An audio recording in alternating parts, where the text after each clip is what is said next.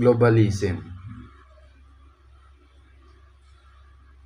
Globalism, according to Manfred Striger, refers to growing interconnect interconnectedness of nations driven by economic, technological, and cultural forces.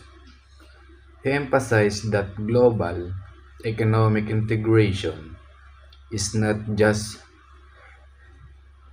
inevitable but also a normative international goal, a standard that societies are expected to follow.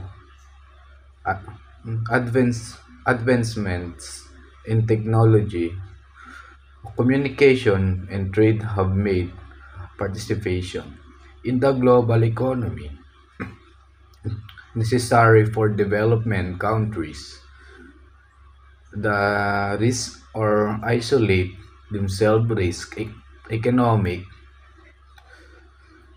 stagnation, political marginalization, and cultural isolation. Globalism promotes cooperation, free trade, and shared responsibility, positioning global participation as a marker of progress in the modern world rather than a choice.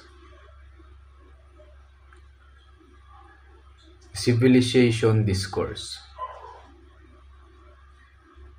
A civilization discourse describes the ideology used by colonial powers to justify their domination over other nations. It frames certain societies as more civilized and others as less developed, giving legitimacy to colonization. European powers used this concept impose their political systems, religion, and cultural prac- practices on colonized region under the guise of bringing progress and eliminate this logic shaped the earlier international order, establishing